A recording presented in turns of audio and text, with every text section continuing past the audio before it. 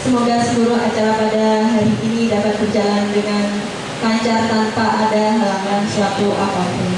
Amin.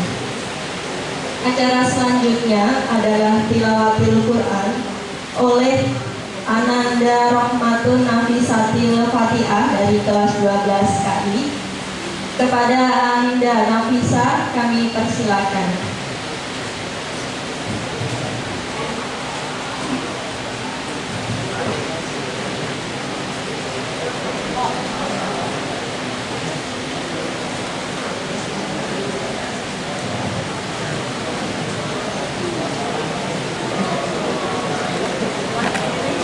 Assalamualaikum warahmatullahi wabarakatuh.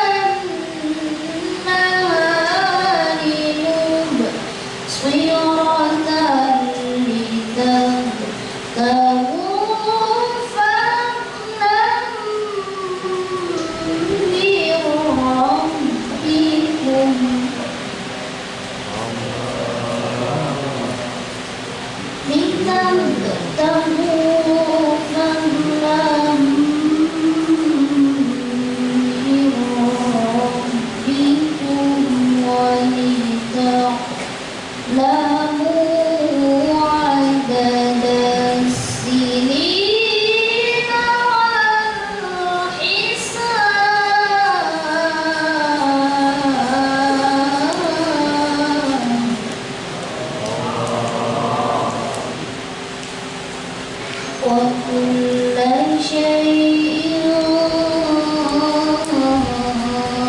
فصلناه تفصيلا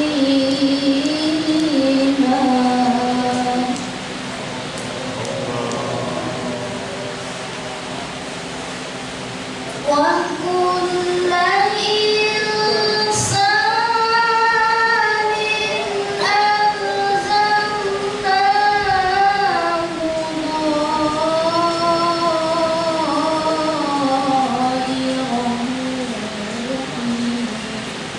ونخرج له يوم القيامة كتابا يلقاه منشورا صدق الله العظيم والسلام عليكم ورحمة الله وبركاته.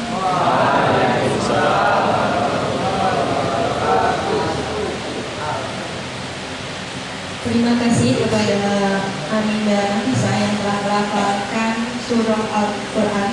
Semoga mendapatkan berkah dari Allah Subhanahu wa Ta'ala. Acara yang ketiga adalah sambutan yang akan disampaikan oleh PLH SMK Ma'arif Kota Mungkit. Namun hari ini Bapak Umum Bayu Santoso tidak dapat hadir dalam acara hari ini, namun dapat digantikan oleh Bapak Arif Suyono. Kepada Bapak Arif Suyono kami persilakan. Assalamualaikum warahmatullahi wabarakatuh.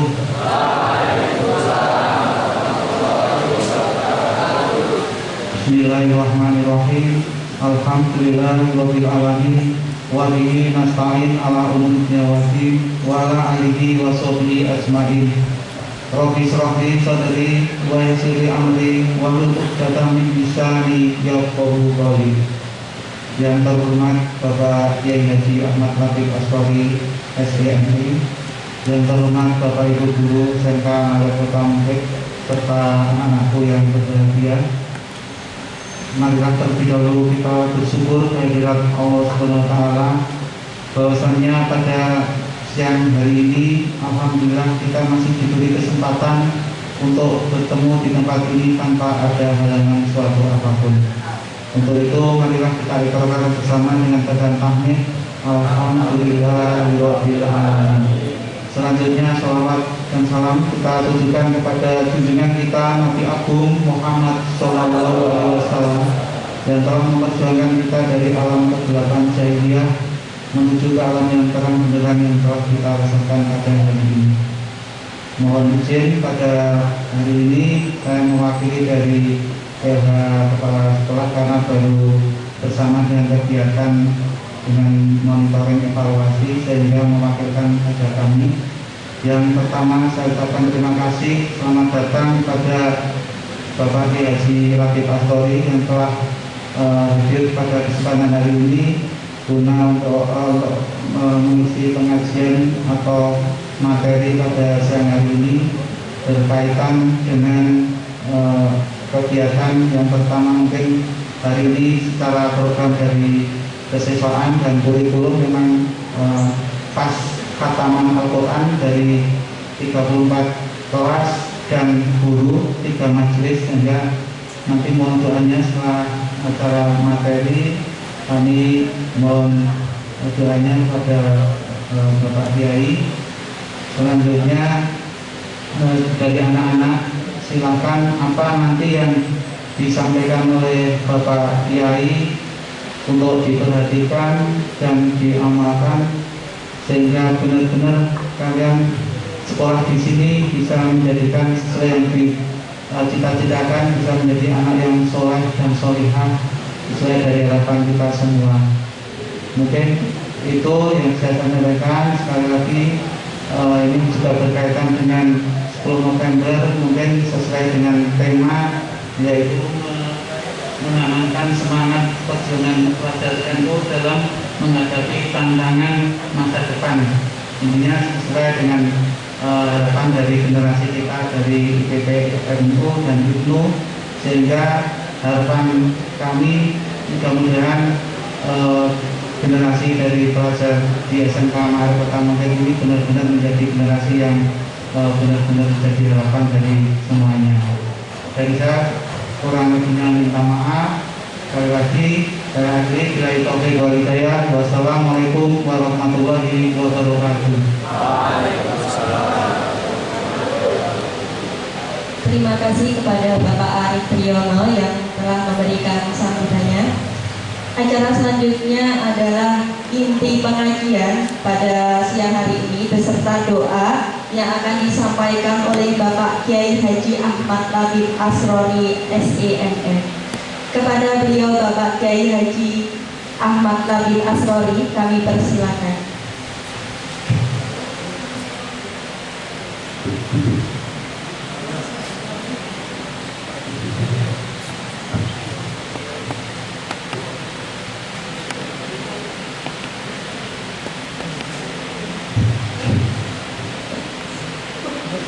Assalamualaikum warahmatullahi wabarakatuh.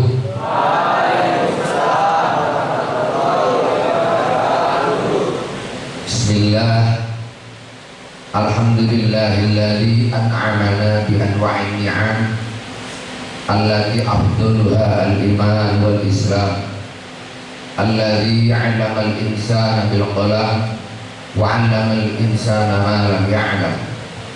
Salatullah wa salamuhu ala Sayyidina Muhammadin khairil anam wa ala alihi wa ashabihi alladhina salaku fi tariqis salam wa man tabi'ahum ila yaumil ziham, amma ba'du. Yang sangat kami hormati seluruh pimpinan SMK Ma'arif Kota Mungkit, utamanya Bapak Rais, Bapak Bayu Santoso yang hari ini diwakili Bapak Arif Priyono, kepada semua dewan guru, staf dan karyawan SMK Ma'arif Kota Mungkit yang saya hormati dan yang saya cintai, seluruh siswa-siswi SMK Ma'arif Kota Mungkit yang tentu saya memohon kepada Allah, kita semua juga memohon kepada Allah dengan semua nanti jadi manusia-manusia hebat dan berguna di masa depan. Amin.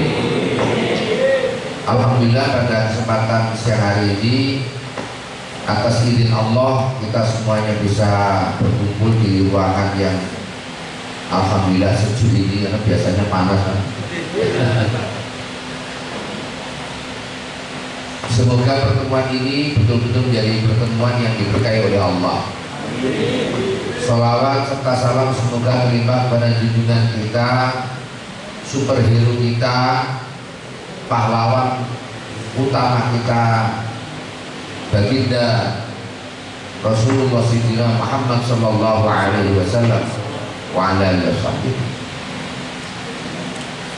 Bapak, ibu-ibu dan rekan-rekan yang saya cintai, ini tidak ada rekan-rekannya, hanya ada satu depan.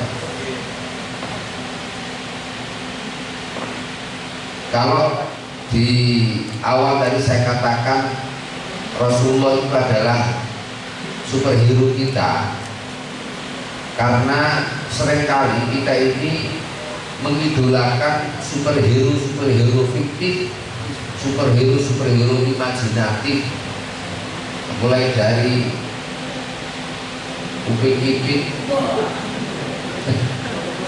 Benteng, Superman, Spiderman, Iron Man, dan man-man yang lain. Wala yosobi asmain. Sementara superhero yang sesungguhnya atau dari yang superhero itu karena malah tidak kita idolakan. Siapakah superhero yang sesungguhnya? Kanjeng Nabi Muhammad sallallahu alaihi wasallam. Ini tak kasih tahu adik-adik ya. Kalau saya suatu ketika kebetulan karena saya tuh hampir nggak pernah lihat TV. Nah suatu ketika saya tuh lihat TV, pas kebetulan ada salah satu serial Minion itu yang bosnya Minion yang hidungnya lancip itu siapa namanya ini?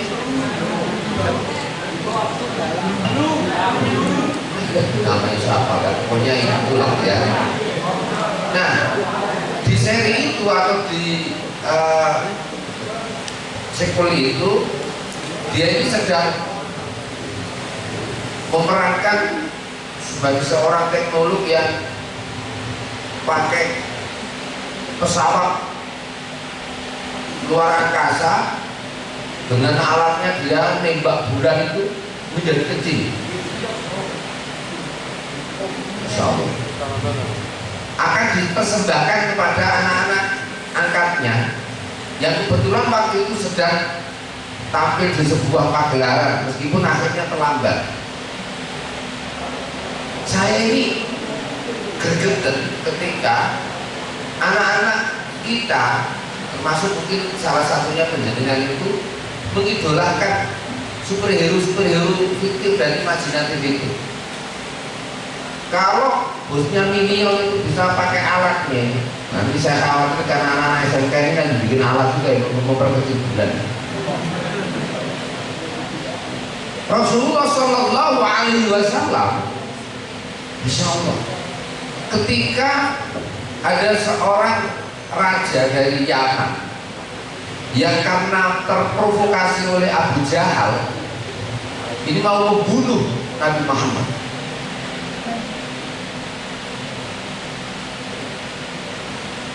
Pokoknya menurut Abu Jahal, Muhammad adalah seorang lelaki yang mau merusak agama nenek moyang, maka dia harus dibunuh.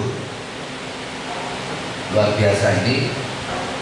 Kemudian datanglah raja itu ke Mekah dan kemudian memanggil Nabi Muhammad. Dan Nabi Muhammad datang dengan sepenuh kegagahan, sepenuh gentleman. Dan ketika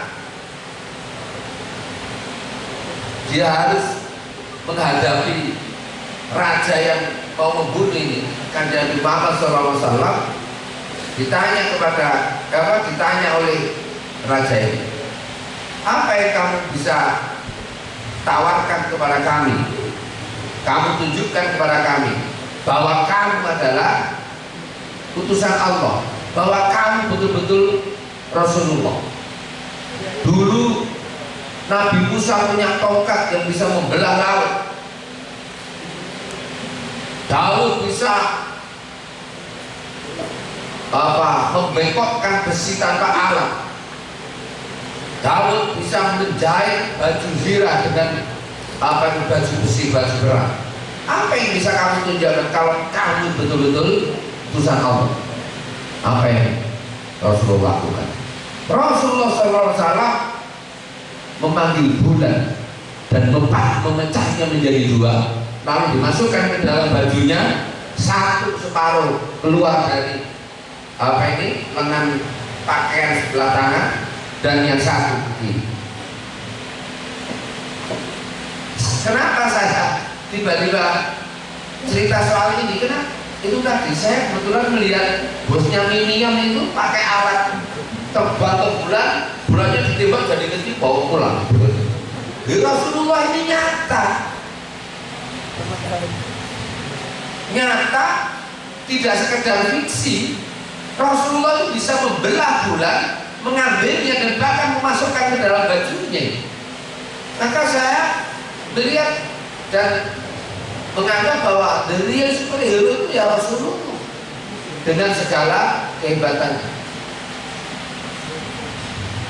Lalu raja ini curhat karena raja ini sebenarnya sedang segalau-galaunya.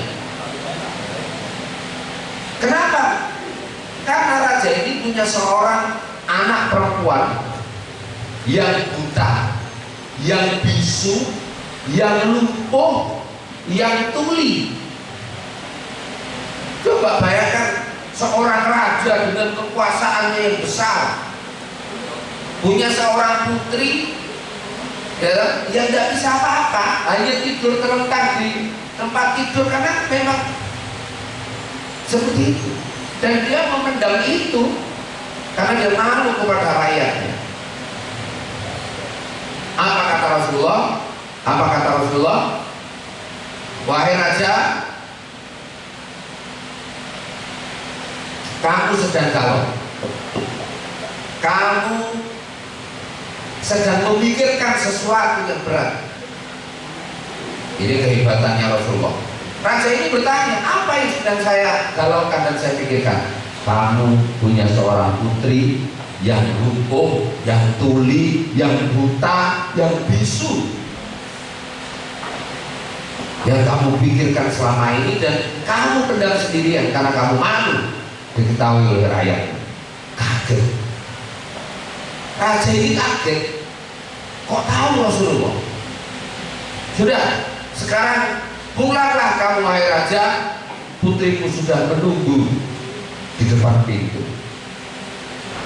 Ini orang yang tadinya sudah terprovokasi oleh Abu Jahal untuk membunuh Nabi Muhammad SAW justru menyatakan asyhadu alla ilaha illallah wa asyhadu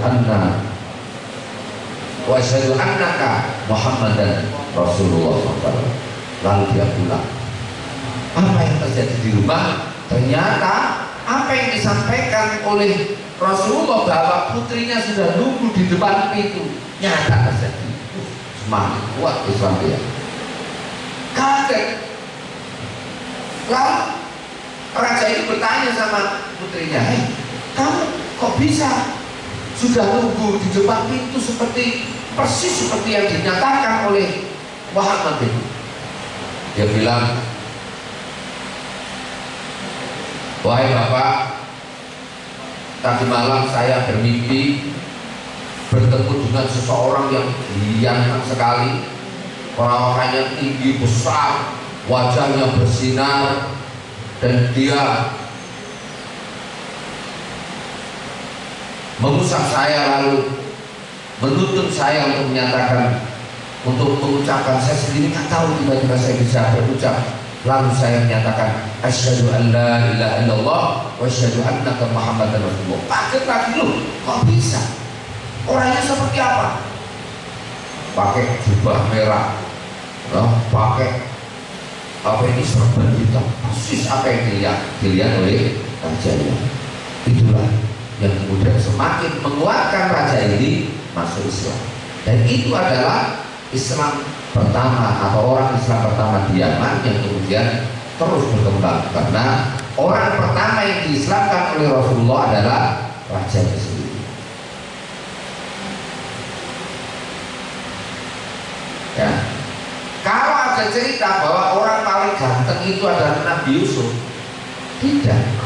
Orang paling ganteng di dunia dan sepanjang sejarah itu ya makhluk bernama Muhammad Rasulullah Sallallahu Alaihi Wasallam. Kenapa begitu? Karena Muhammad adalah khairun nas wa khairul khalqi khalqun wa khuluqun. Muhammad adalah makhluk terbaik, baik dari sisi fisik maupun perilaku. Jadi sekali lagi, kalau Anda ingin mengidolakan seorang pahlawan yang sesungguhnya, maka idolakanlah Nabi Muhammad Sallallahu Alaihi Wasallam. Sallu ala Nabi Muhammad. Ya, Anda adalah anak-anak muda Subhanul Yaum yang hari ini sampai belajar untuk menempati dan akan menjadi rijalul haq, tokoh-tokoh di masa depan. Tapi Anda tidak akan pernah bisa jadi tokoh, tidak akan pernah jadi orang yang berguna dan berarti kalau Anda tidak merintisnya mulai hari ini. Jangankan kok hanya seorang labib atau seorang siswa atau siswi SMK Ma'arif Kota Bukit, Apa ini? Rasulullah itu berproses untuk menjadi seseorang yang kemudian dikenang sepanjang masa, menjadi the real superhero. Itu beliau menjalani proses yang panjang dan bahkan berdarah-darah. Coba sampai sekarang enak, minta uang tinggal ngomong sama bapak, habis pulsanya, habis kuotanya, apalagi sekolahnya daring, dengan tinggal ngomong sama bapak itu. Nanti kalau nggak dikasih ambek. Rasulullah dulu, beliau itu belum lahir sudah ditinggal wafat oleh ayahnya, yaitu Sayyidina Abdullah. Usia 6 tahun Rasulullah sudah ditinggal wafat oleh ibunya, ibundanya, yaitu Dewi Aminah. Kemudian diasuh oleh nenek kakeknya, yaitu Abdul Muthalib.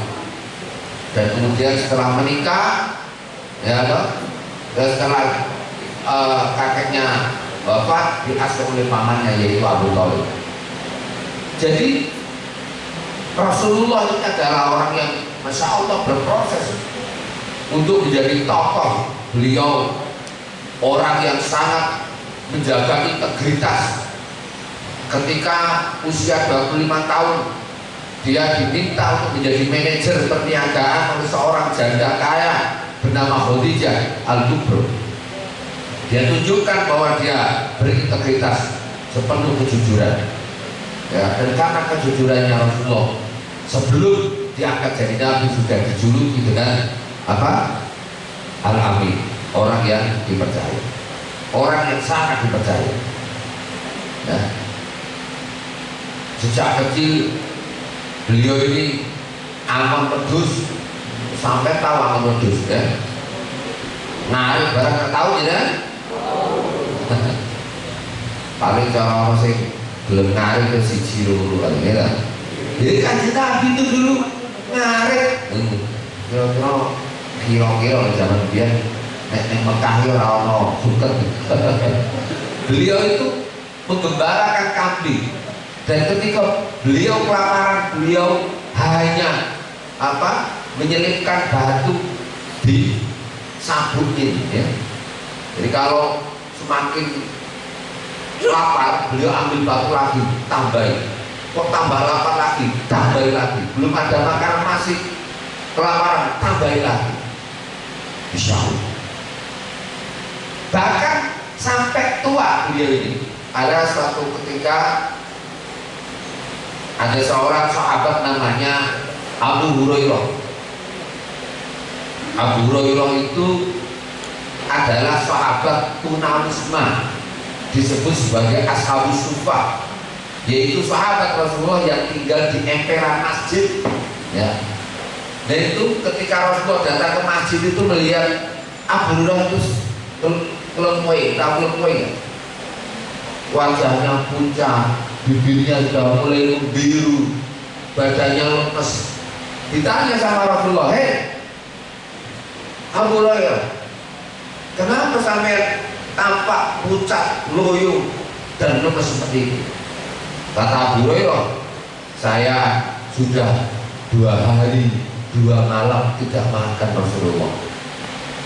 Belum ada makanan apapun yang masuk dalam perut saya selama 2 hari.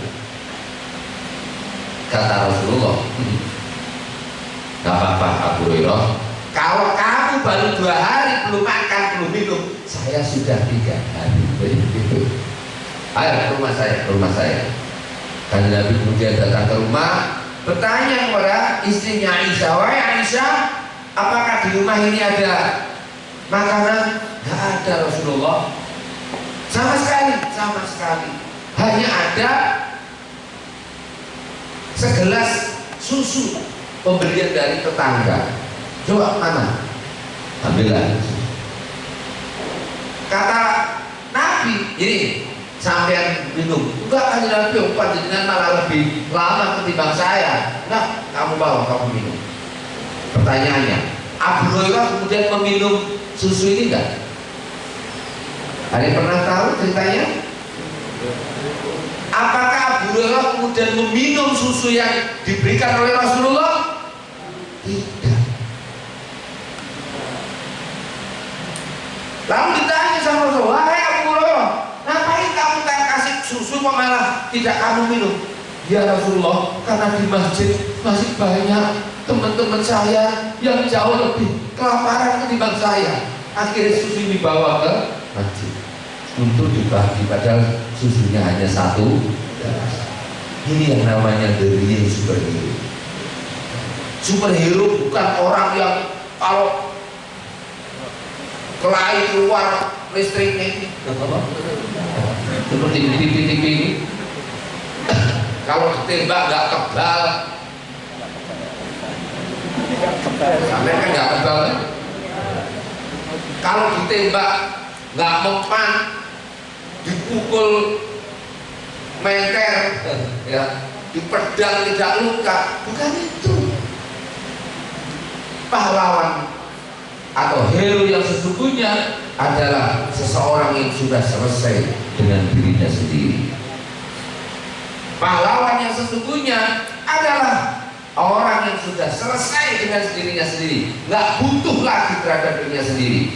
Yang ada di dalam hati dan pikirannya adalah bagaimana memperjuangkan, membahagiakan, dan mensejahterakan orang lain. Siap? Saya tanya, siap? Gitu dong. Jadi laki-laki itu harus tegas. Siap?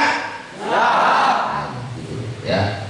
Jadi kadang-kadang kita ini seringkali mengidolakan sampean melu pagar Musa, melu PSHP, melu nopo Kerasakti. Dan ini kerata orang sakti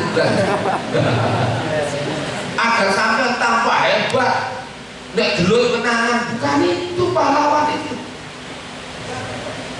Maka saya seringkali ngajak teman-teman SMK itu kalau bikin yel-yel itu bukan SMK Pak jangan tak begitu. Yel-yelnya bagaimana? Saya keren karena saya berprestasi. Saya tidak keren hanya karena saya suka bergelar. Begitu.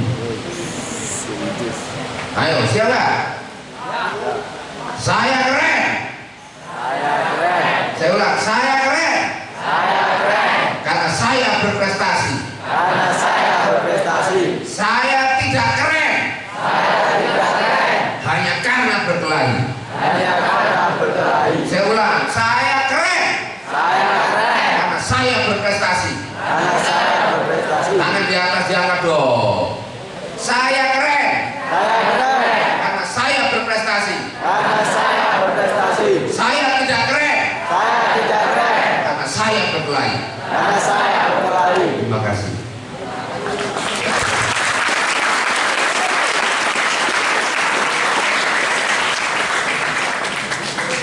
Jadi bukan pahlawan, bukan orang yang sok-sokan, bukan.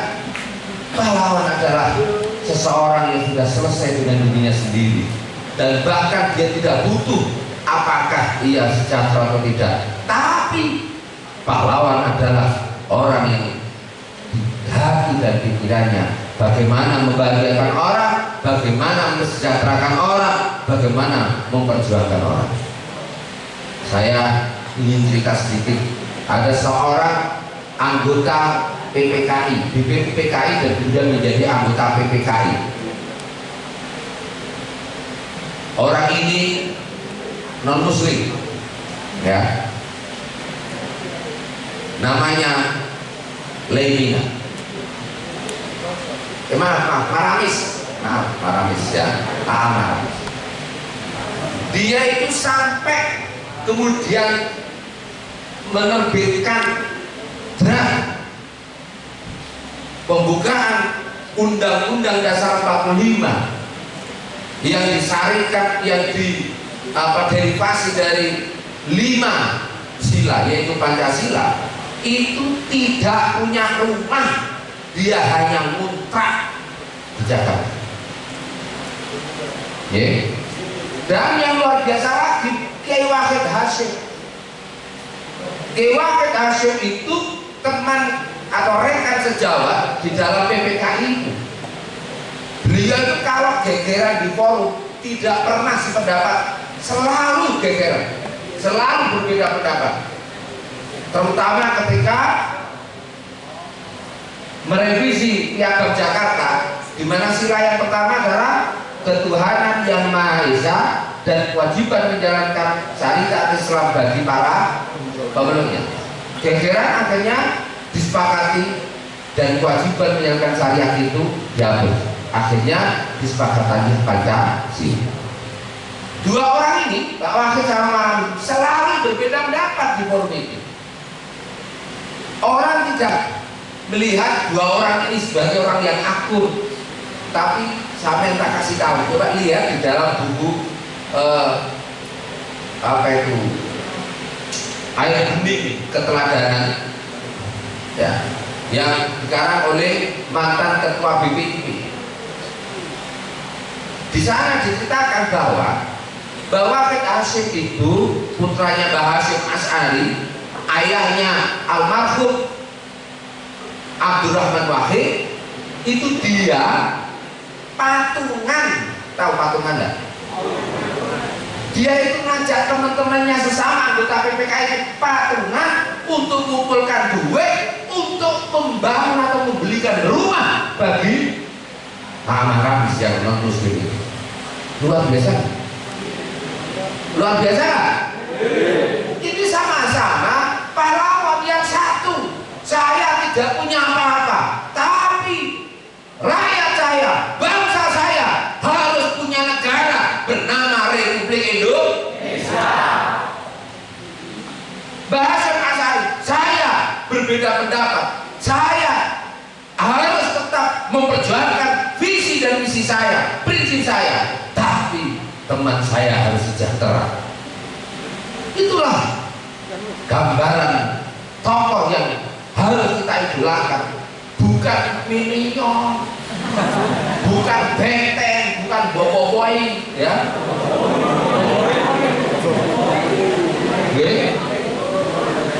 Apa meneh wiro sableng. Mulai sableng itu aku sampean, ya. Coba bisa bercerita lagi soal Rasulullah Shallallahu Alaihi Wasallam, pahlawan yang sesungguhnya. Zaman harus tahu ya, karena ini sampean ini adalah siswa-siswi SMK Ma'arif NU. Nah, bahwa kalau orang yang sudah beristri, misalnya ini sedikit agak parno ya. Kalau orang yang sudah beristri itu tidak boleh pada siang hari di bulan Ramadan itu kumpul sama istrinya, ya. Jadi ngerti-ngerti itu, karena hubungan suami istri yang dilakukan pada siang hari bulan Ramadan itu tidak sekedar membatalkan puasa, tapi melahirkan kewajiban untuk membayar denda. Suatu ketika ada seorang A'rabi datang kepada Nabi Muhammad SAW. Ini pahlawan yang sesungguhnya itu contohnya seperti ini. Datang beliau ke rumah beliau dan matur sama kanjeng Nabi, jujur sejujur-jujurnya. Manusia yang baik adalah manusia yang jujur, meskipun harus pahit yang disampaikan itu. Qul haqqa walau kana murran. Sampaikan kebenaran meskipun pahit. Dia matur sama Rasulullah, saya mau matur Rasulullah, saya ini siang-siang hari bulan Ramadan, mungkin kalau orang lihat istri saya jari mencari siti orang kuat, anak lanangi protes, ya. Dan kemudian terjadilah, saya nggak akan bercerita terjadi apa ya. Ini anak-anak di bawah umur ya, ojo dibayangin loh ya. Apa kata Rasulullah? Kalau begitu puasamu batal, wahai Arabi. Sampai puasanya batal. Dan tidak sekedar batal, kamu harus membayar denda. Kalau di dalam beberapa kitab disebut sebagai kafaratul uzma. Kafaratul uzma itu denda yang berat. Anak ini bertanya, apa dendanya Rasulullah kalau orang berkumpul dengan istri di siang hari bulan Ramadan? Kamu harus memerdekakan budak. Dulu masih ada perbudakan, ya. Sekarang sudah nggak ada. Apa jawabnya Arabi? Waduh, kan Nabi, saya ini orang miskin, saya tidak punya budak. Kalau pemimpin yang keras mungkin, sakit, mesti ya kamu kerja dulu. Nanti kalau udah punya duit kamu beli budak lalu merdekakan. Enggak, kanjeng Nabi. Benar kamu nggak kuat kanjeng Nabi, karena saya nggak punya budak. Ya udah, kalau kamu nggak bisa memerdekakan budak karena kamu nggak punya budak, kamu boleh memilih denda yang kedua. Apa itu Rasulullah? Kamu harus berpuasa 2 bulan berturut-turut. Syahraini mutatabi'ain. Waduh, maksudnya berturut-turut begini. Kalau 2 bulan itu kurang 3 hari atau kurang 2 hari kok dia nggak puasa sehari, maka dia harus ulangi dari awal lagi. Apa kata orang tua? Waduh, kanjeng Nabi, jangan 2 bulan, 1 bulan aja saya nggak kuat kok. Oh, kok meneh 2 bulan? Allah bujuni minta sithik ora kuat meneh lagi kanjeng Nabi. Udah pokoknya sangat tangan kanjeng Nabi kalau saya harus berpuasa 2 bulan berturut-turut. Kanjeng Nabi tersenyum. Apakah kanjeng Nabi memaksakan? Tidak. Dia bilang, ya udah kalau kamu nggak mampu, oke, kamu masih punya pilihan yang ketiga. Apa itu Rasulullah? Denda yang ketiga yang bisa kamu lakukan, kamu memberi makan kepada 60 orang fakir miskin, di mana masing-masing orang kamu harus kasih makanan pokok 1 mud. 1 mud itu 6 ton. Kalau di sini makanan pokok beras kira-kira 36 kilo lah, gitu ya. Artinya kamu harus membagi makanan kepada 60 orang, ya, fakir miskin, dan masing-masing orang kamu kasih 1 mud atau 6 ton. Apa kata Arabi? Kanjeng Nabi, jangankan kok memberi, saya ini loh mau makan saja nggak ada yang dimakan. Masa saya harus ngasih orang? Saya ini loh mau makan apa saja saya nggak punya yang dimakan kok. Kata Nabi, mentok teman-teman. Apakah Nabi kemudian memaksakan agar orang lain kamu kerja keras dulu? Kalau kamu kerja keras, sudah punya duit, kamu beli gandum atau beli kurma, lalu kamu berikan pakai miskin? Enggak. Kanjeng Nabi tersenyum dan masuk ke dalam rumah. Begitu keluar dari rumah, saya merinding. Kalau sudah bercerita saya ini, Masya Allah, Rasulullah.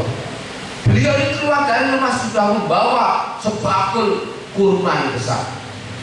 Sebakul besar berisi kurma. Wahai Abi, saya berikan kurma ini kepadamu, kamu bawa pulang.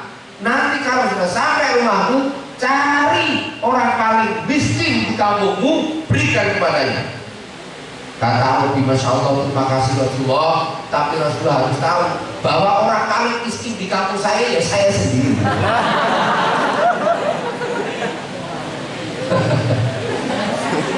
Apakah kemudian Rasulullah bilang, lo kamu cari di desa yang lain orang yang lebih miskin dari kamu? Enggak. Kan Nabi bilang, ya wis pangan-panganan.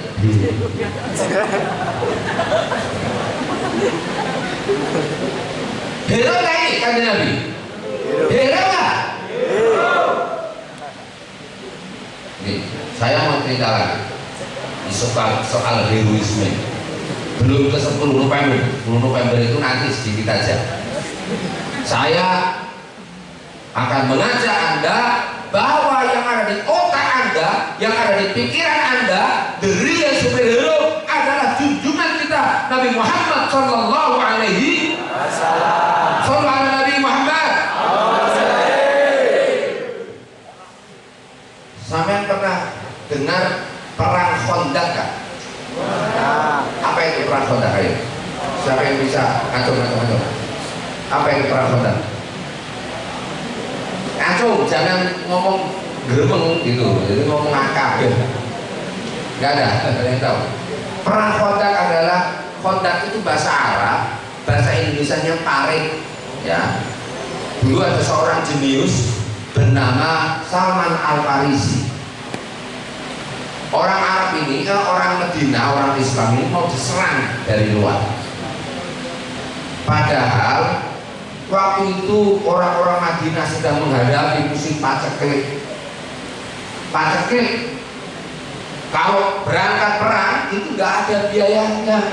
Kalau mau pakai alat perang, bikin pedang, bikin panah, kendaraan nggak punya, karena nggak punya duit pada paceklik semua. Tapi Allah menghadirkan orang jenius bernama Salman Al-Farisi. Beliau matur sama Rasulullah, merekomendasikan strategi penggalian parit. Jadi waktu itu Salman ya, Nabi Muhammad atas usul Salman memerintahkan seluruh umat Islam di Madinah untuk menggali parit di sepanjang perbatasan kota Madinah. Tak kasih tahu. Bayangkan sampean menggali parit, di mana nanti parit ini kedalamannya kira-kira kalau kuda itu mencolok nggak bisa, orang mencolok juga nggak bisa. Kalau harus orang bikin jasur atau jembatan yang dadakan juga kesulitan untuk mencari bahannya, pasti dalam dan lebar. Nah sekarang bikin parit sepanjang perbatasan Madinah, bagaimana? Coba. Padahal waktu itu musimnya musim paceklik, nggak ada makanan. Sampai siang hari orang-orang menggali dengan penuh semangat meskipun kelaparan dan kehausan. Ada seorang sahabat namanya Jabir melihat Rasulullah berkeringat, bercucuran keringat. Kelihatan sekali Rasulullah ini kelaparan dan kehausan.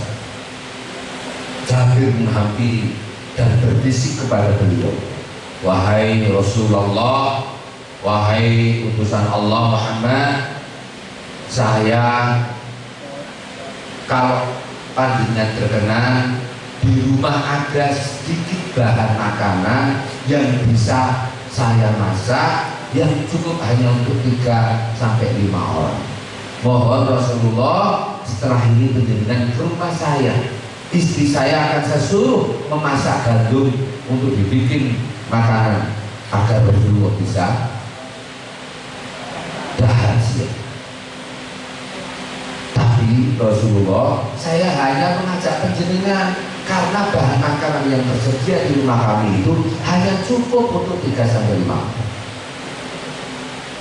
Rasulullah begitu mendengar begitu, alhamdulillah.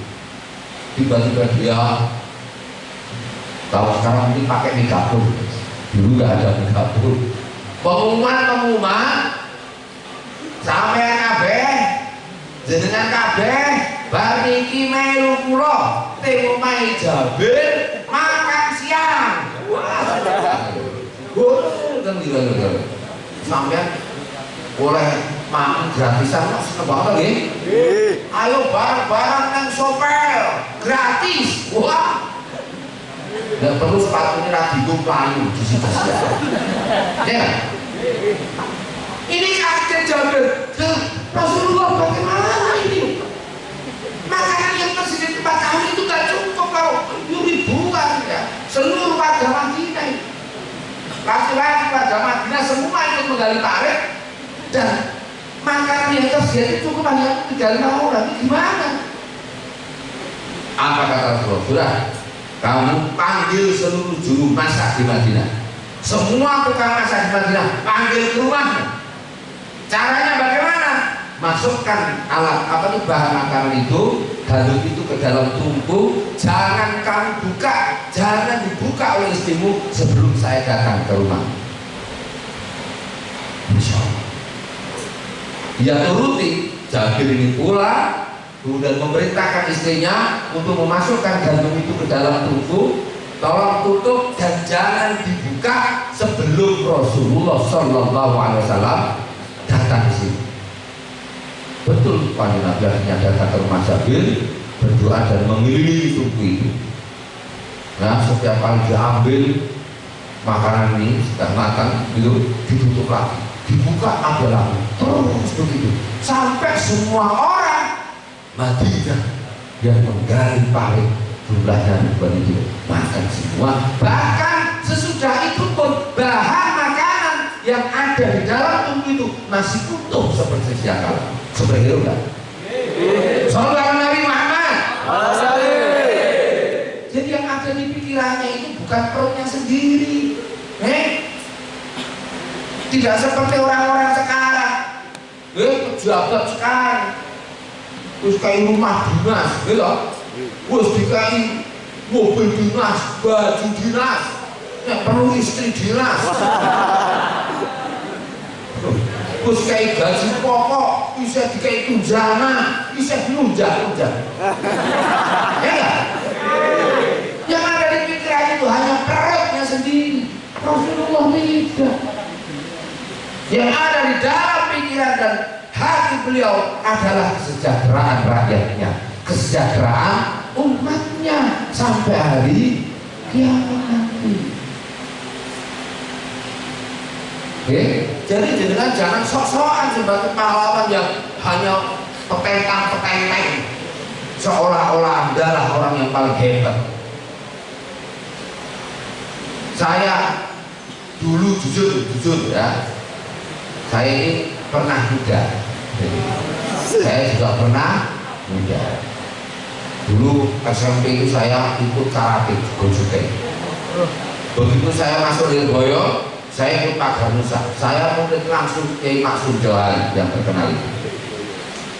Yang seminggu itu kalau nggak ngantemi wong, boleh pencador panggungan gatel tangan.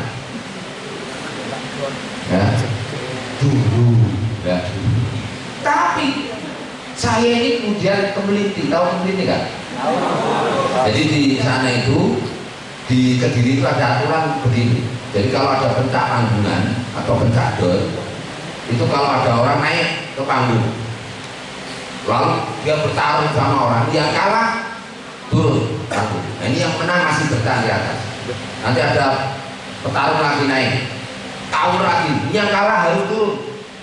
Kalau yang menang ini sampai 3 kali, baru dia turun ganti petarung lagi. Nah, suatu ketika, nah ini sudah berkali-kali menang 3 kali itu baru turun.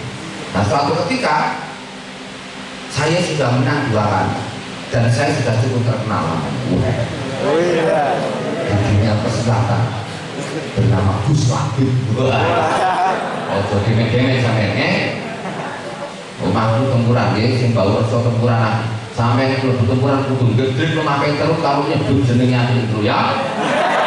Soalnya orang ngono ya ora apa-apa. Saya itu suatu ketika saya ini tarung sampai 2 kali menang. Tiba-tiba ada anak kecil naik ke panggung. Kecil badannya, pendek. Saya ini di hati muncul saya kemeliti. Ini bocah orang kenal aku. Untuk kemeliti nih, itu untuk kemeliti. Oh, bocah ini orang kenal Gus Labib main-main. Ini di hati tapi saya bayangin tak kasih tahu sampai ya, jangankan saya bisa memukul, jangankan saya bisa menendang, menyentuh saja saya nggak bisa.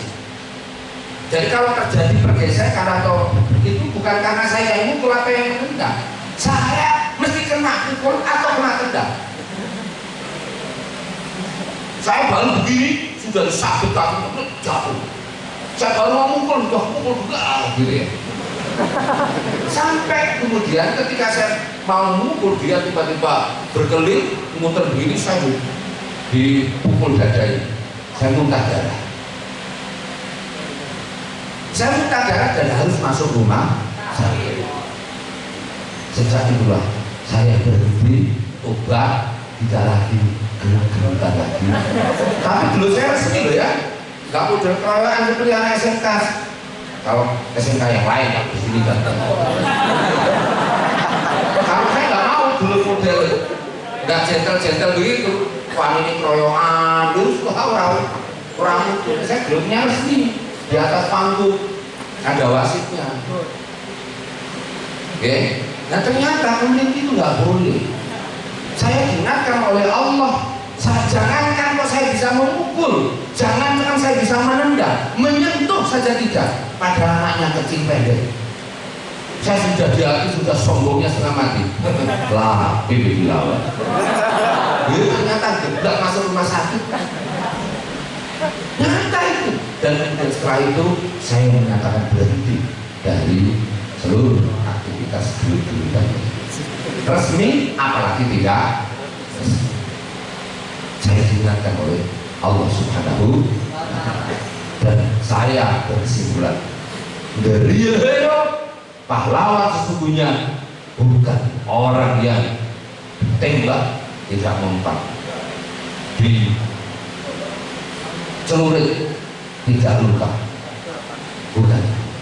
Tetapi pahlawan adalah orang yang sudah selesai dengan dirinya sendiri, yang ada di hati dan pikirannya bagaimana memperjuangkan orang lain, bagaimana mensejahterakan orang lain, bagaimana membahagiakan orang lain. Siap? Siap? Siap? Siap? Siap? Itu dong. Ya. Ojo legale disampaikan di sekolah yuk nawa itu tolak ilmi li izalatil jahil wa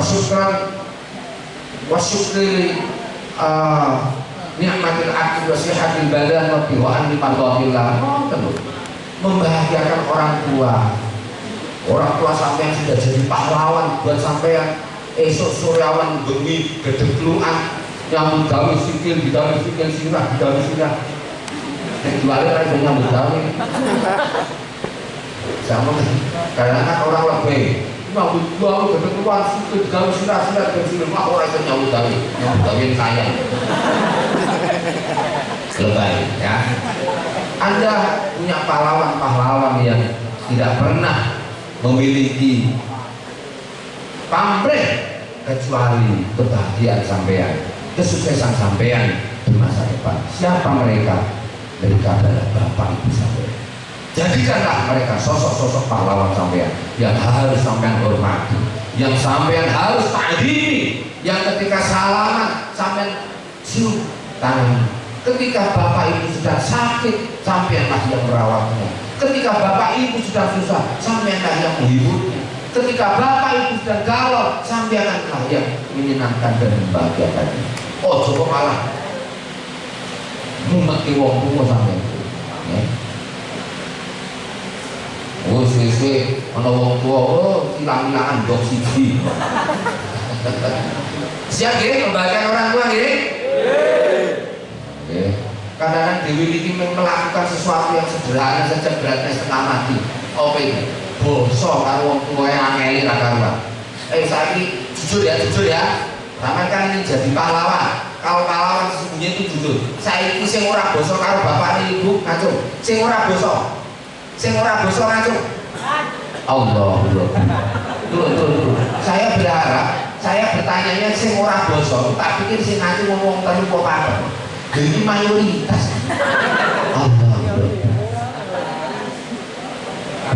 Pak Guru yang saya matur sampean kadang sama orang lain yang nggak kenal, yang nggak pernah memberi apapun kepada sampean bisa sangat ramah, bisa sangat sopan, dan bahkan dengan gosong gelami padahal orang nggak kenal.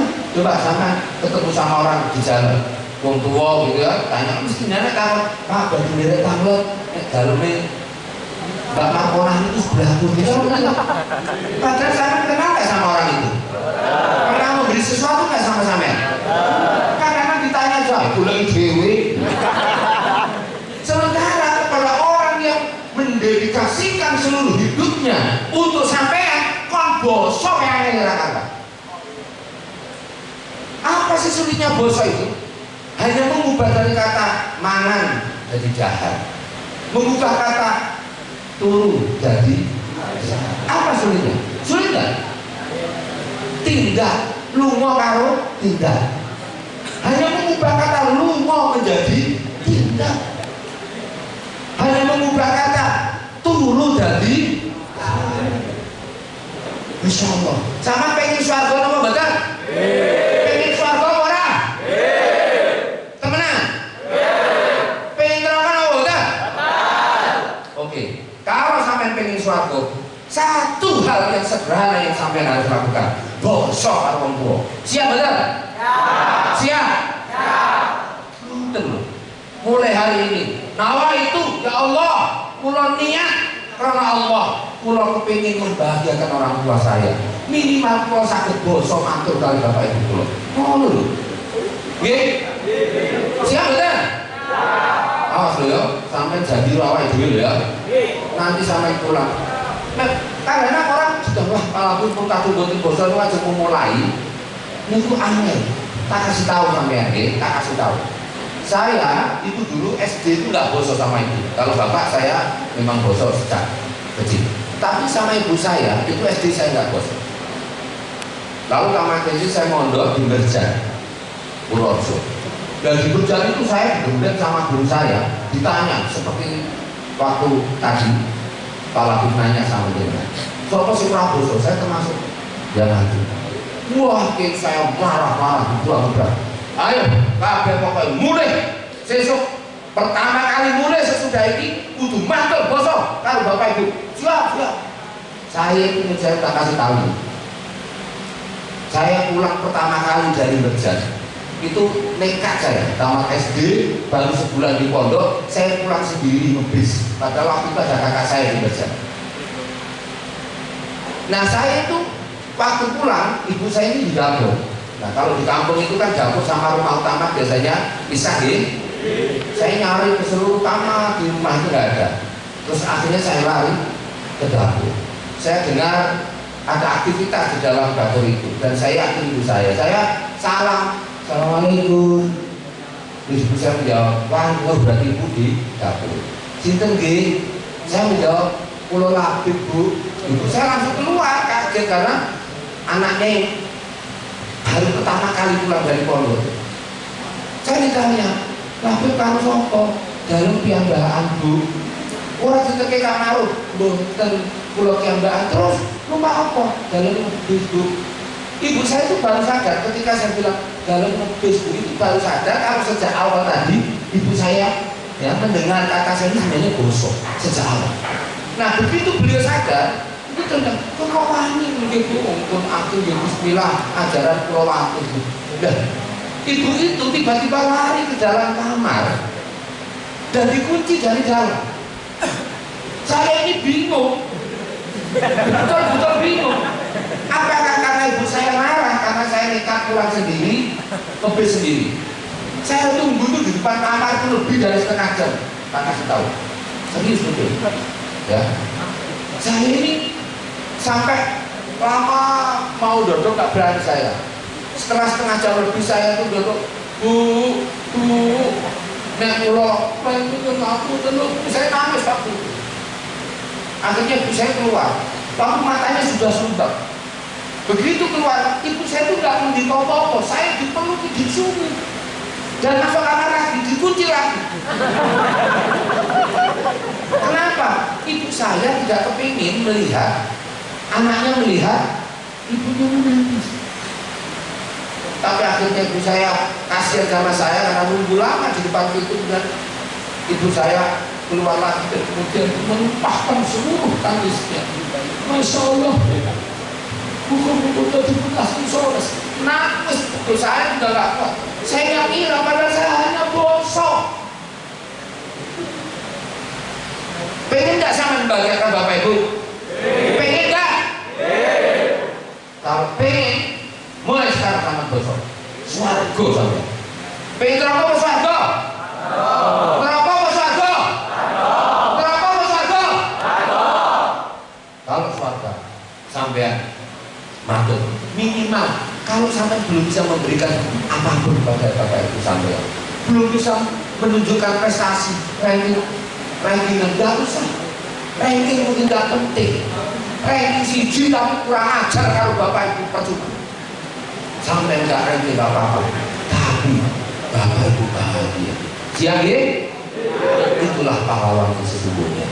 Karena yang ada di pikiran dan hatinya bagaimana memperjuangkan orang lain, bagaimana membahagiakan orang lain, apalagi orang lain itu adalah pahlawan-pahlawan sejati bagi kita semuanya.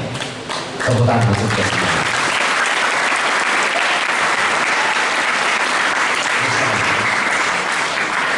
Coba sampai bayangkan bagaimana dulu Mbah Hasyim Asy'ari mendeklarasikan resolusi jihad, ya, dengan sepenuh kelantangan. PBNU melalui rapat di Surabaya menyatakan bahwa seluruh umat Islam dalam radius 300 km dari Surabaya, para lelaki yang masih kuat harus mengangkat senjata melawan penjajah yang akan mengambil dan merebut kemerdekaan yang telah dideklarasikan. Semuanya berangkat meskipun hanya dengan bambu. Berangkatlah santri-santri, berangkatlah orang-orang kampung yang hanya berbekal doa dan keyakinan mohon kepada Allah. Maka alhamdulillah Belanda dan sekutu bahkan membawa pasukan Gurkha dari Pakistan, dari India yang dipimpin oleh Zia-ul Haq yang kemudian jadi presiden, itu akhirnya keluar dari Surabaya. Bahkan Jenderal Malabi, komandan pasukan sekutu, mati berkala-kala. Siapkah Anda jadi pahlawan? Ya. Siap jadi pahlawan? Ya. Terima kasih. Al-Fatihah.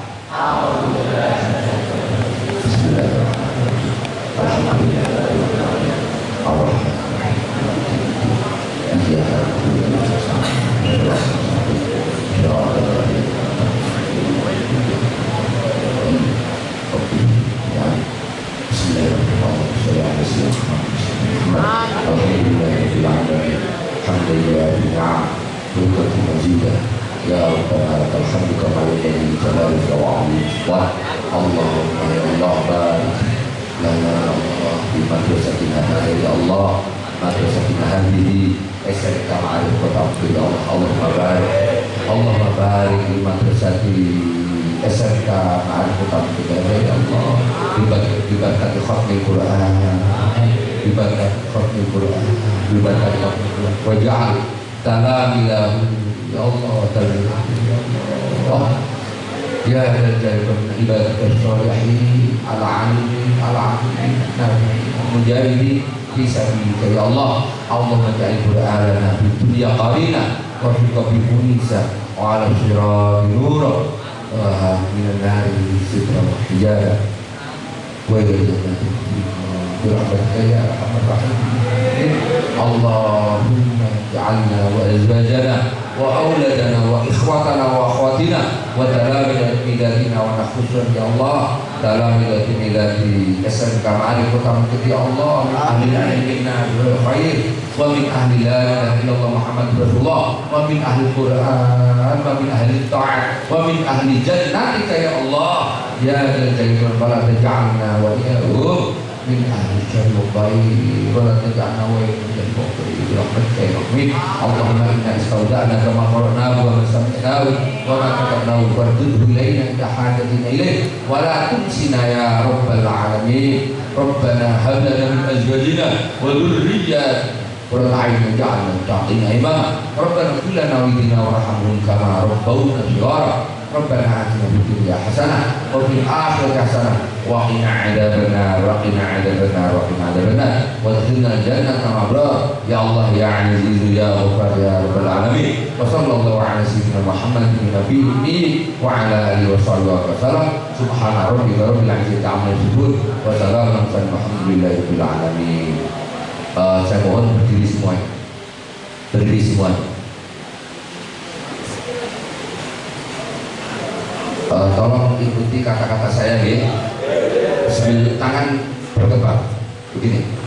Bismillahirrahmanirrahim. Bismillahirrahmanirrahim. Asyhadu an la ilaha illallah. Asyhadu an la ilaha illallah. Asyhadu anna Muhammadar Rasulullah. Asyhadu anna Muhammadar Rasulullah. Astaghfirullahal azim. Astaghfirullahal azim. Alladzi la ilaha illa. Alladzi la ilaha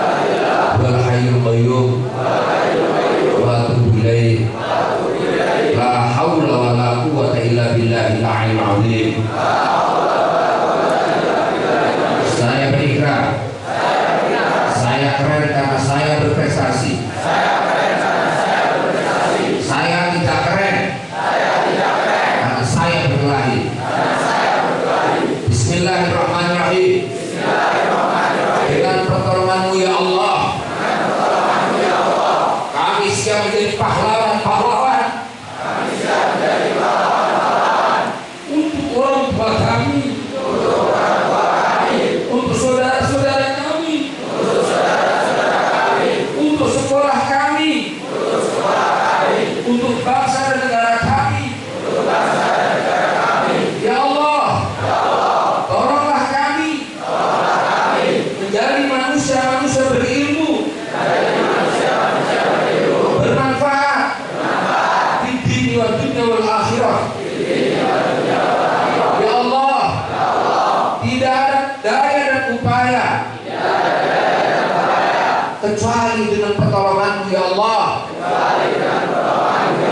La haula wa la quwwata illa billahil aliyyil azim. Raditu billahi rabba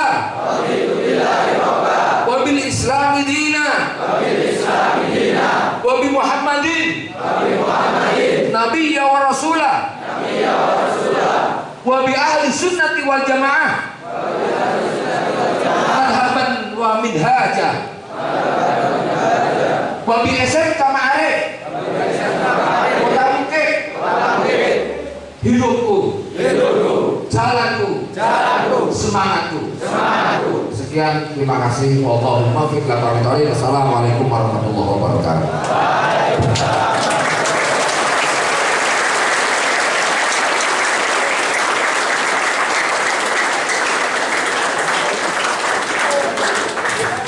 Jadi kami mohon untuk duduk kembali.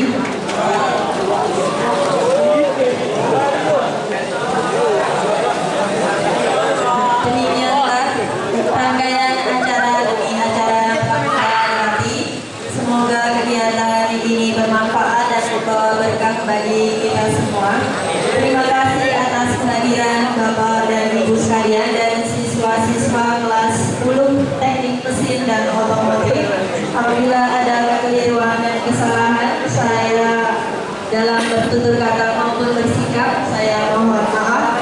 Akhirul kalam, wassalamualaikum warahmatullahi wabarakatuh.